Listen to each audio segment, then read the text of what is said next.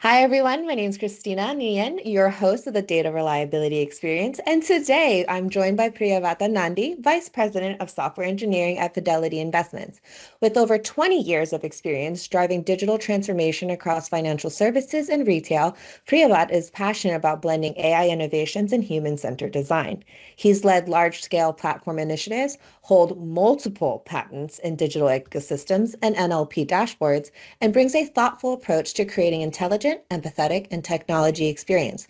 Please welcome Priyabrata Nandi, a leader redefining how AI and reliability shape the future of software engineering. Hi, Thank you, Priyabrata. Christy. How are you? I'm doing very well. Thank you so much for this opportunity. I'm just glad to be here. It is a pleasure. Now, I understand you like to be called Priyo. I do, yes. The shorter version of my name, Priyo, goes really well. Awesome, awesome. I definitely feel that. All right, well, Priya, well, welcome in, and we'll start getting right into it. Tell us about yourself and what journey has gotten you here today with us. Yeah, no, I'm excited. I have been in the world of digital transformation for a very long time.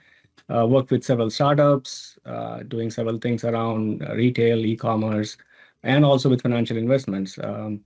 I had a chance to talk in several occasions around the digital transformation, some of the quality challenges, some of those coding challenges, software engineering challenges.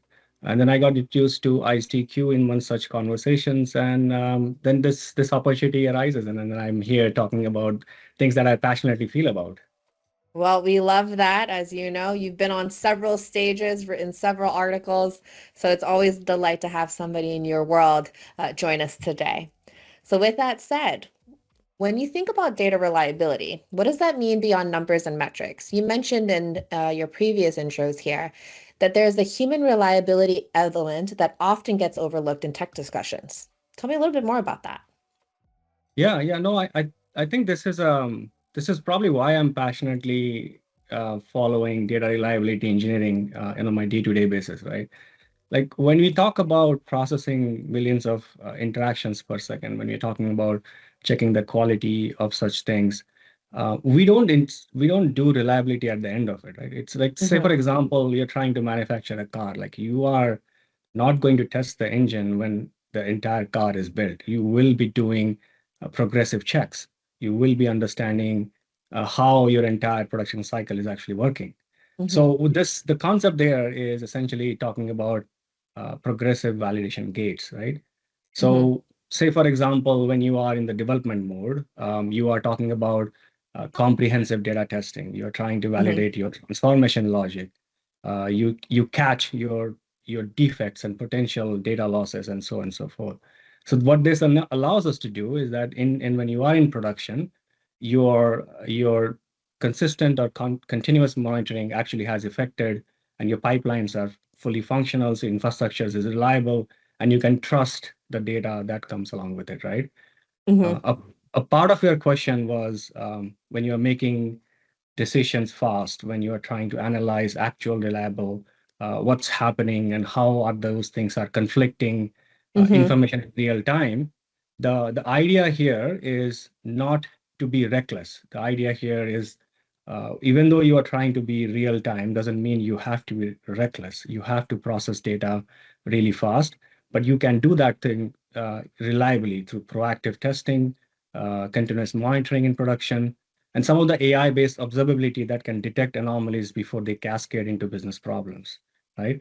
Some of the concepts there are like your automatic fallback, scoring, confidence monitoring, circuit breakers, which all of these things allows you to Mm-hmm. have a more real-time observability on your data, and you essentially take the uncertainty out of your pipelines, and you are now confident that you are actually collecting information that are highly reliable and highly relevant to your business process. It makes a lot of sense, and especially with the human reliability element from cybersecurity to data structure and management, the human factor is always a key component to make sure you can find solutions and support for. So with that Yeah, said, you mentioned, systems pulling from data from so many places, like customer behavior, weather patterns, social media trends, market conditions. How do you know which data sources to trust? And like when different data sources tell you different stories about the same customer, how do you decide what's actually true? great question though. So this is essentially what you are hinting towards is a multi-source challenge, right? Mm-hmm. We in general don't, as an industry, don't do really well in actually handling data from multi-source, which are multimodal in nature, and how do we rely such kind of data sources. So the approach there, that in my mind, the approach there that we should be taking, and I have talked about this in some of my articles around, is something called as data source certification and continuous trust verification. And it's not a Okay. one-step process. There are several certification processes that you should be able to take care when you are actually training your AI models. Things Mm-hmm. like your historical accuracy assessment, right? So you analyze the source, you understand how it has been forecasting for the last, say, 90 days to a quarter to even more, like half yearly or annually. You figure Mm-hmm. out whether your source can be reliable to maintain that kind of accuracy over the period of long term. And if that is the case, then you assign that with some sort of accuracy score, and you make that as an assessment point of your certification process. Similar things that you can also do is freshness or latency testing, right? Mm-hmm. So some of the social media sentiments can get stale in a very quick fashion, right? It can be stale within 24 hours. Mm-hmm. So how do you align that with freshness, and how do you align that with latency to make sure that those those inputs that you're getting from something like social media, which is very fast changing, is Mm-hmm. relevant to your models? Right. And then on top of that, you can understand about the completeness and coverage of such data. You can understand the reconciliation process against the ground truth, right? An example of that would be is like we should cross-validate customer demographic data from third-party enrichment services, which are more reliable and has some sort of trustworthiness assigned to them. So Okay. so that actually aligns well with your data that you are collecting versus some of these third-party enrichment services that is giving you a similar kind of pattern. So now you know the data that you are collecting is actually valuable because there's an independent study on it. There's an independent certification that has been done on such information. Um, on top of that, even with such kind of data certifications or such kind of Mm-hmm. your assessment, you will still be in a situation where you will have to figure out the conflict. You will have to figure out how do you understand first party data primacy to recency rules to statistical confidence towards ensemble validations. All of those Mm-hmm. things will be relevant even after you have certified your information. And a real example of this thing is can be noticed sometimes during like market volatility period, right? Yeah. Where customer intents and predictions shows unusual patterns because there is a volatility in the market. You would see high abandonment. You might see customer abandoning carts towards not purchasing and changing in behavior. Mm-hmm. Um, and those things should be then considered when you see conflict, when you are trying to certify your data. Look, the idea or the philosophy around all of this thing is that um, the trust is earned through your consistent delivery or through your consistent certification. It's not Ooh, that's a good assumed one. because you have spent money on some sort of expensive source. It is earned through consistent process. The trustworthiness comes from that process, not from spending X amount of dollar on establishing an Mm-hmm. expensive source.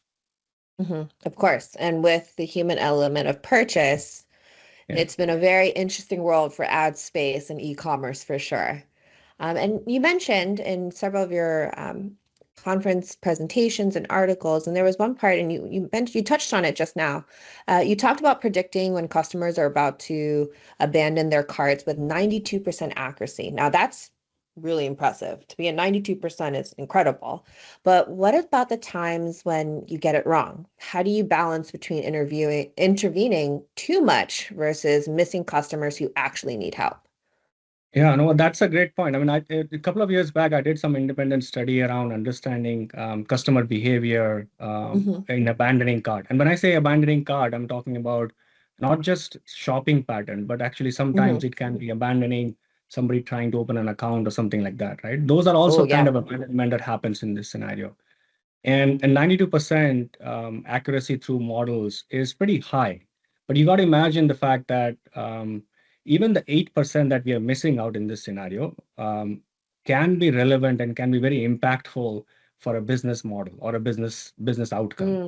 Mm, okay. And what I mean by that is there's a cost asymmetry problem, which is even though you are missing out predicting very few or very few percentage or percentiles of your customers, you Mm-hmm. might be losing a lot of money because those are the customers that might be the one who were converting a large transactions or converting and opening large accounts and so on and so forth. Mm-hmm. So the pattern that we are supposed to recognize here is essentially twofold, which is how does your false positives impact your business versus the false negative?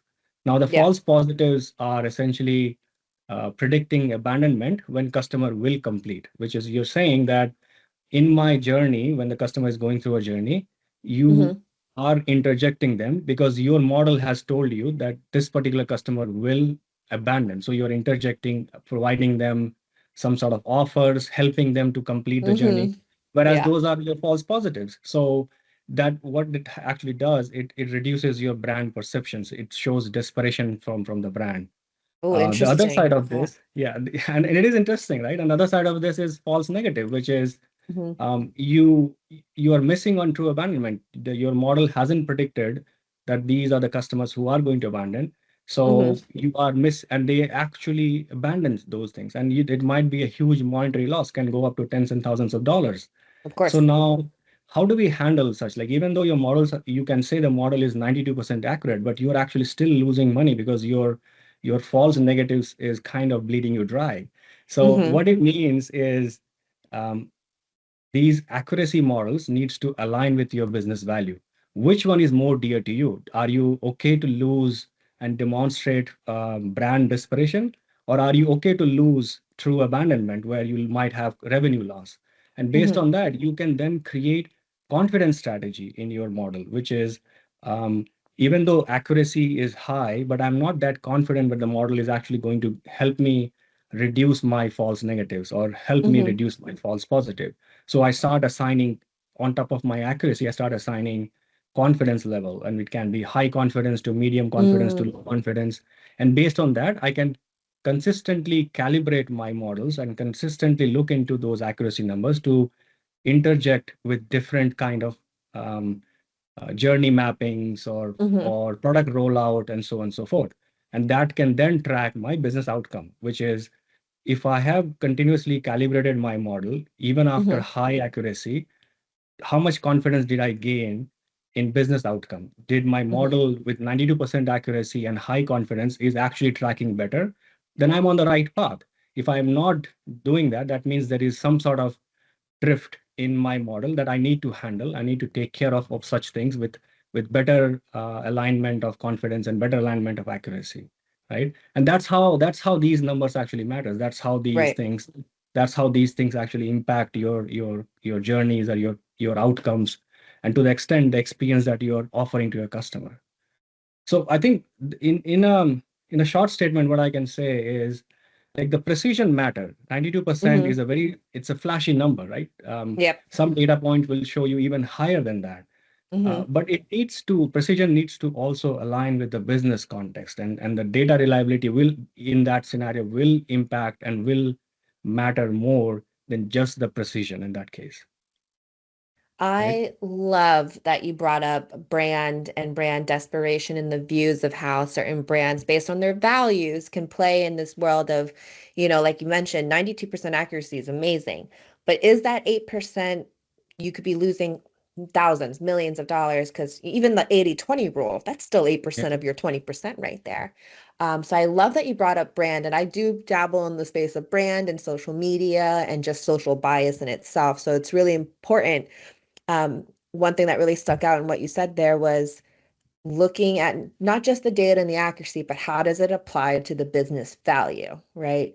And having to address, does this accuracy actually, is it a false positive? Is it a false negative in terms of how it feeds back into the company? And if they're willing to be, as you mentioned, a, desperation ploy, I am notorious of putting things in my cart and leaving it there for months on end, and then seeing if there is a little coupon code that says, "Hey, this has been sitting in your cart.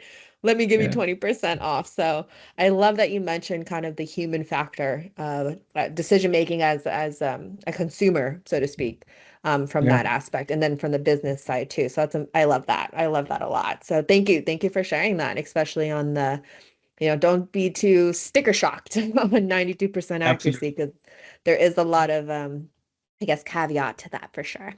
Now, Yeah, as we were talking about customers and, the behaviors, even myself included, and I'm sure you as well, um, keeping that kind of reliability, customer behaviors change constantly, right? Especially with this economic shifts, these new trends, and which happened way faster than it did 20 years ago. And of course, seasonal patterns, right? Even from a yeah. marketing standpoint, Q4 is the hottest time for marketing for seasonal patterns.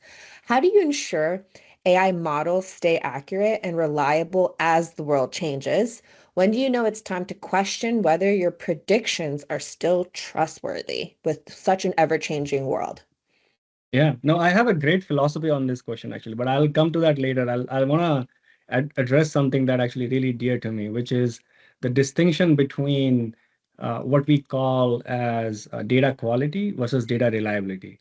Like a lot of the Okay. time, we kind of confuse these two concepts. A data quality is a snapshot. What I mean by that is quality only kind of shows the point in time value. So it is only telling you whether your data is of a good or better or best quality on a particular window, on a particular snapshot. Mm-hmm. Reliability is a practice, it's a promise over time, which means you have created systems and you actually have enabled those systems in such a way that you can rely on the data that is coming out of such systems over over a promise of time. So Mm-hmm. it has seen through and through of your consumption model, of your input validations, and so on and so forth, to tell you that Mm-hmm. yes, the data that is coming out of this infrastructure is actually going to be reliable. So people often confuse between the quality and the reliability aspect, but they are vastly different concepts, and they are should be taken in those kind of model where snapshots are essentially what quality corresponds to, and the Mm-hmm. promise over time is what reliability is supposed to be. Now coming back to your question around customer behavior, like this is Mm-hmm. an ever-changing world. Like you can Of have a course. model that has been trained on historical data, but it can completely fall flat on the last couple of years. We have seen enormous amount of shift in our markets. We have seen patterns before and after pandemic that has changed so much. So a model that has been trained on such data may not be relevant now because you don't see such things that had Mm-hmm. happened pre-pandemic to now, right? So how do you handle as a leader, how do you handle such things? How do you make sure that Mm-hmm. you are still relevant? How does the model still says accurate, right? And I Mm-hmm. again, it is not a one time thing. It is not something that you can handle in one sweep of your pen and everything gets done correctly. It's not like that. And Yeah.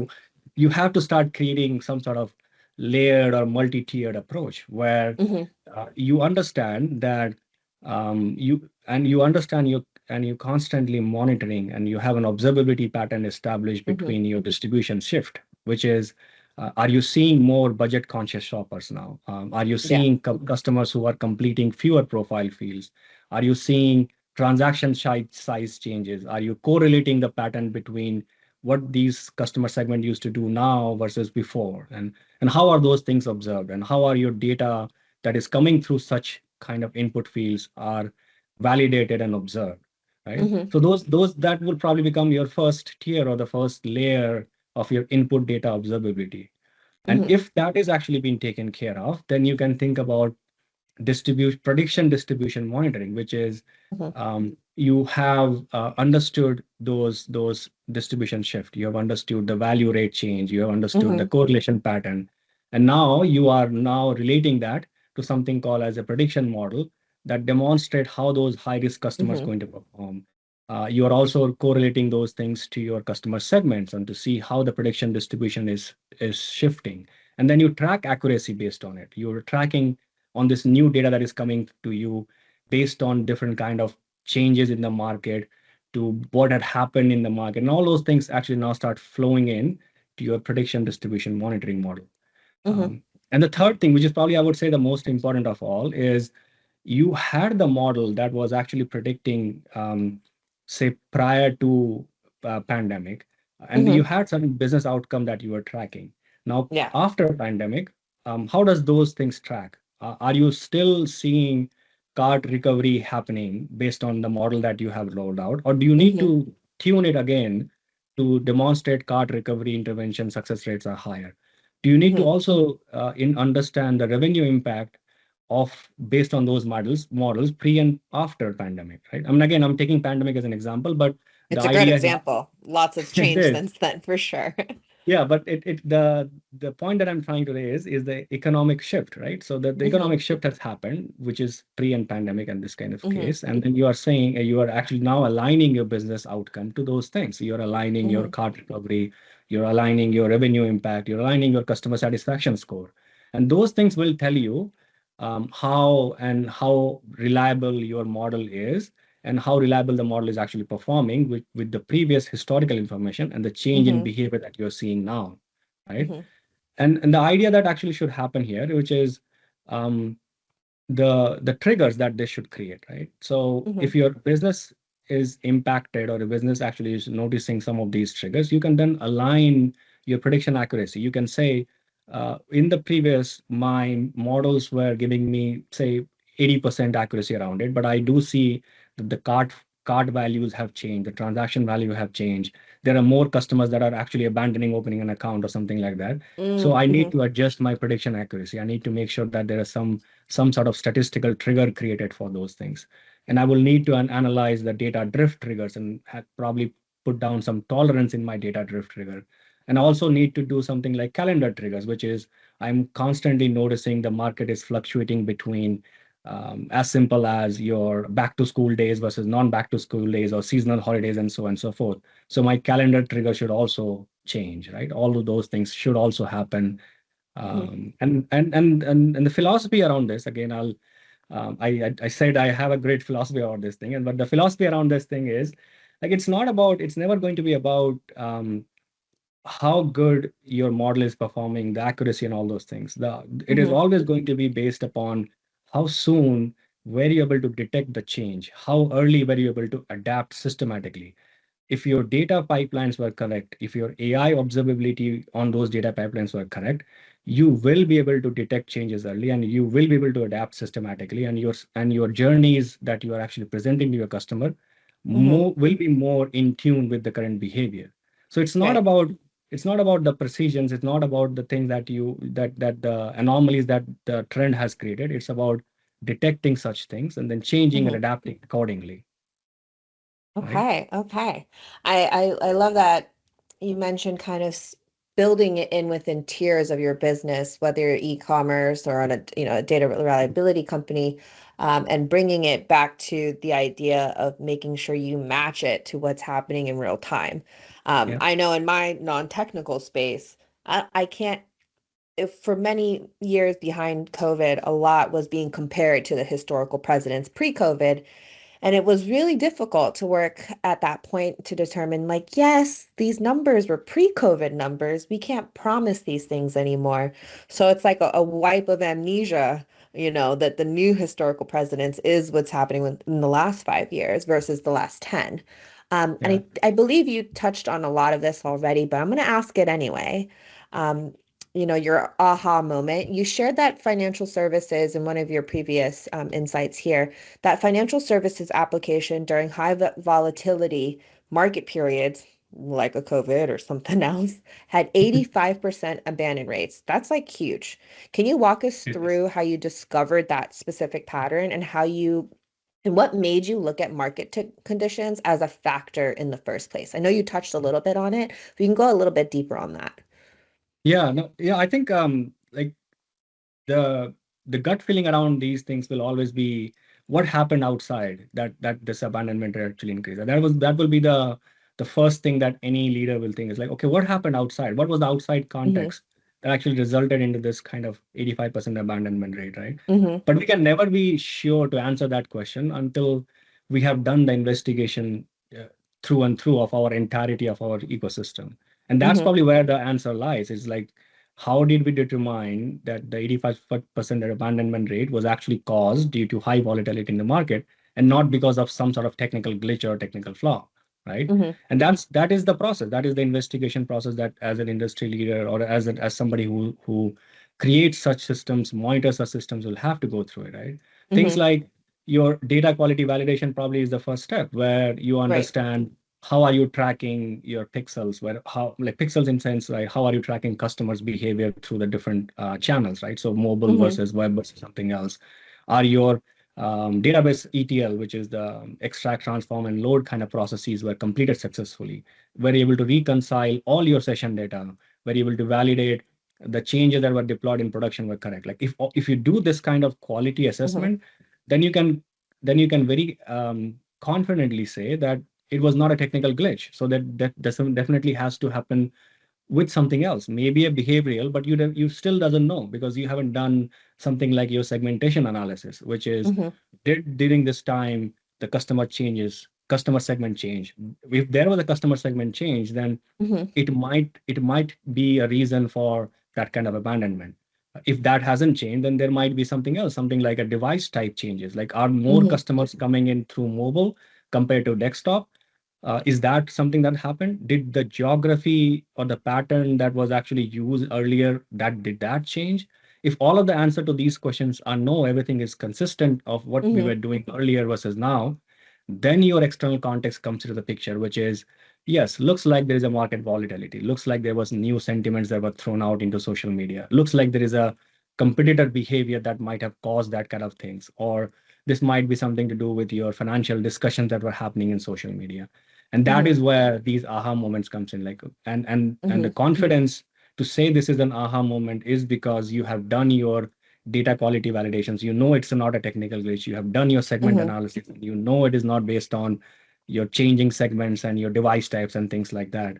That's probably where you can confidently say that it actually mattered because of the market shift that happened or the volatility in the market happened, right? And it can be very simple. It can be. I mean, I remember very clearly and distinctively that after pandemic, I think it was during pandemic too, there were several Mm-hmm. situations where Reddit was blowing up in terms of understanding Mm-hmm. the meme coins and understanding the meme stocks and so on and so forth. And that actually resulted in several kind of strain in systems on investment side.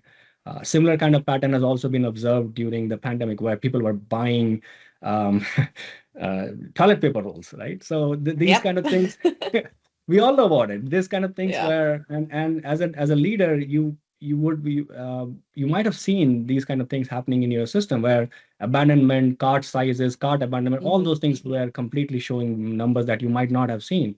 But you can only be confident that those numbers are because of something that is happening in the market is if you have done your due diligence in understanding the data, Yep. understanding your segments, and then saying, yes, it's an external context that has caused such things, right? Mm-hmm. And from technology perspective, right, these are very good lessons to be learned, which is Mm-hmm. um, you can take confident decisions. You can base all your decisions based on data. If you have comprehensive data monitoring, if you have an infrastructure that is reliable, and if you have a culture of curiosity Mm-hmm. in your applications and in your teams to understand why these things are happening, right? Mm-hmm. And the best insights always comes out after you have done these kind of analysis. It's never going to be a gut feeling. It's always going to be the aha moment always comes out after going Yeah. through a due diligence of the process. Right. Right. And I love that, especially with just the decision making these days. It just Yeah. happens so fast. You had mentioned this earlier about, I think a big myth when it comes to AI adoption and even the data reliability experience, it's not just like a magic wand, and everything works and all your data is so great and so amazing and you don't have to think about it once ever again. Looking ahead, you mentioned previously, generative AI creating and testing customer experience automatically. For business leaders listening today who are still using traditional analytics, what's the first step they should take to start thinking about this digital experience differently? Yeah, well, great question, and there are great insights to be shared on this thing, right?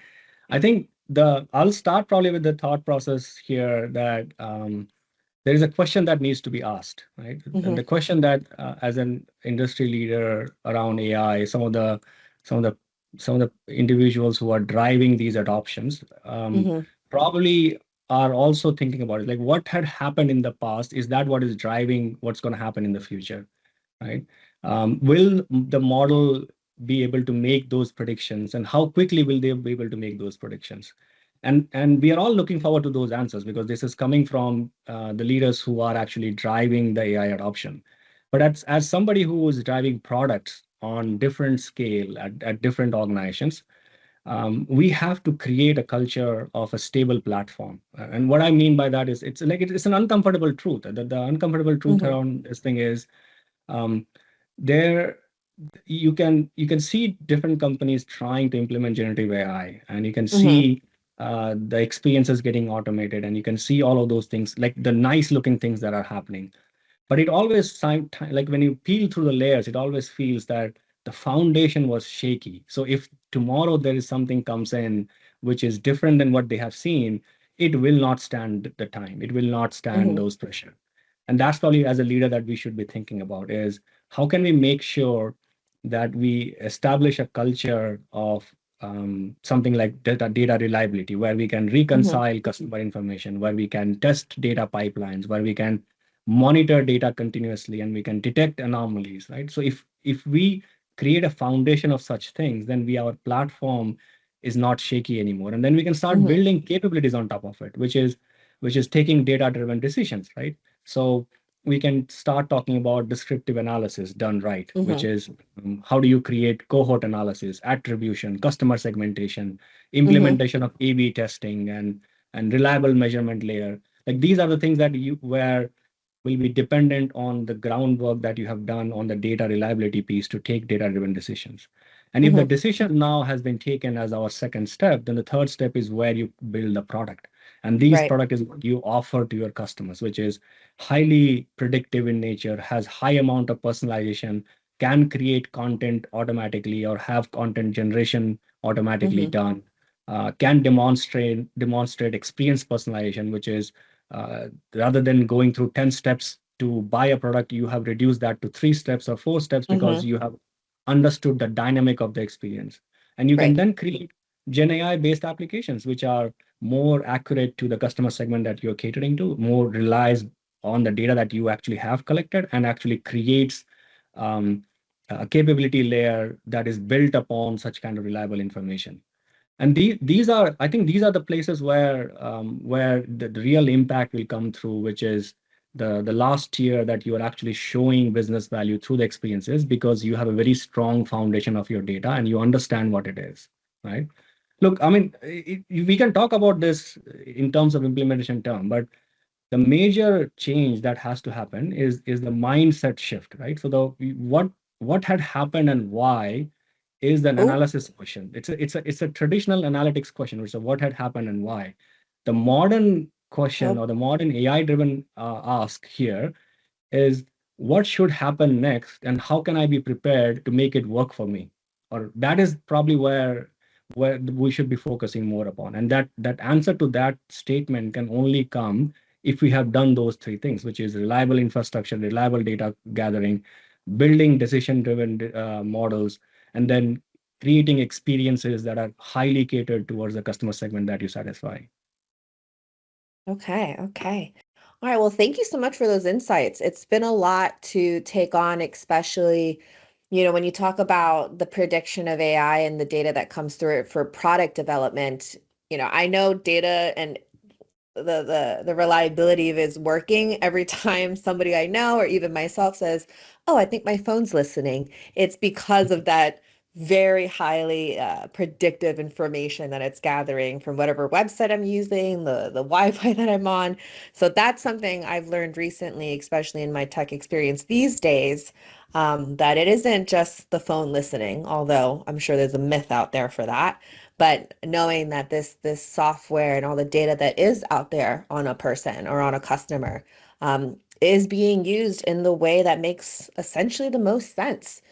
for that consumer, just like AI has been for us, and especially in this generation these days, is AI is now an assistant to us, and that's Yeah. happened so much faster compared to our uh, past iterations of technology advancements.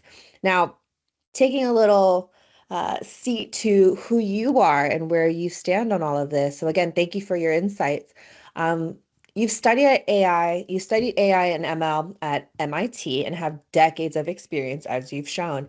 How do you personally stay curious and keep wanting to learn in such a fast evolving space?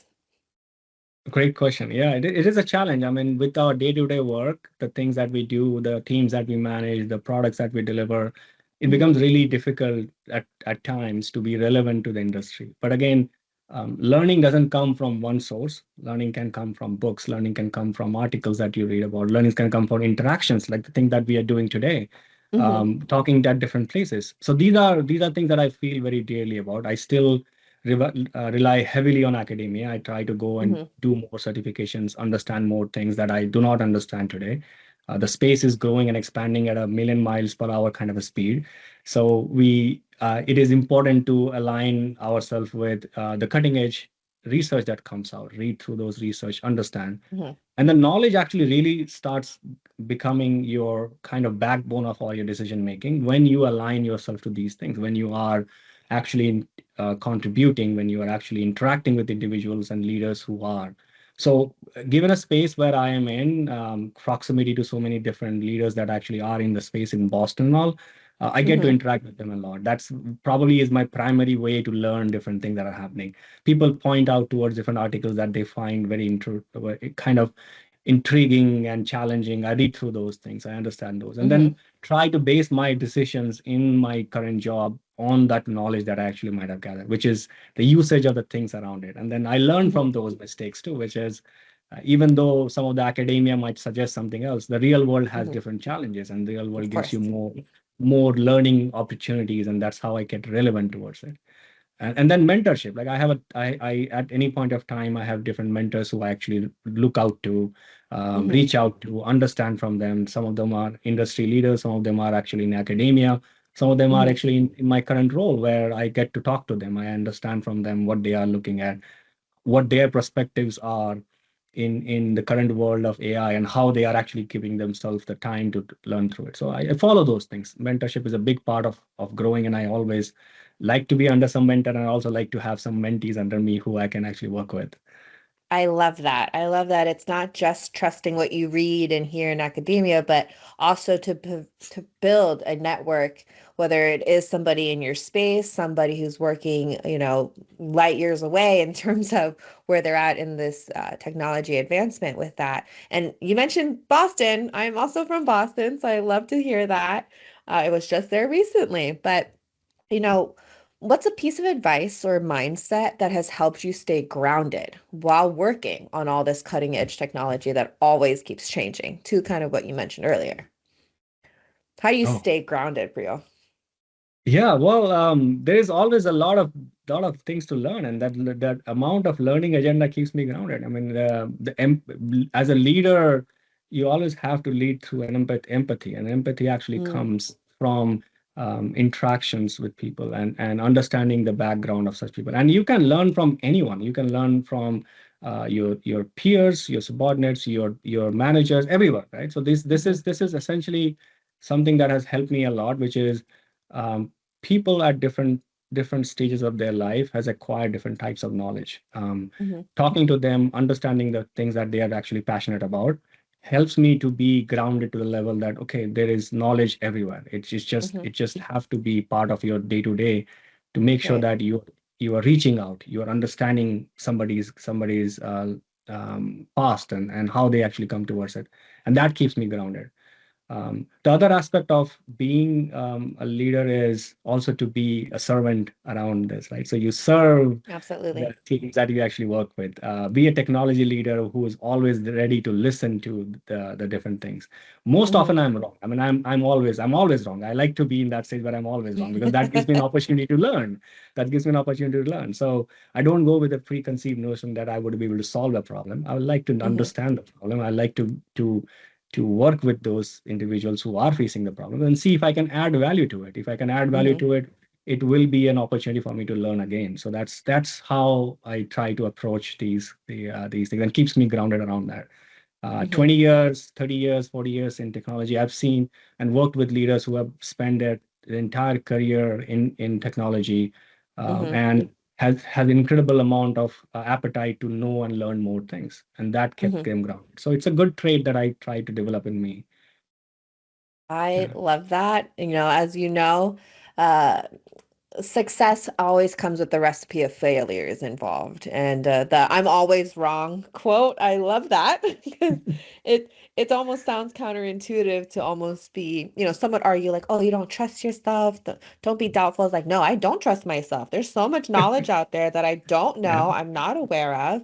Even on these, this data reliability experience, I'm not very technical, so I gather as much information as I possibly can on these calls, and it's just I love that you started with kind of keeping yourself grounded is by saying that you're wrong so that you can Yeah. always be open-minded to new opportunities and new experiences in that.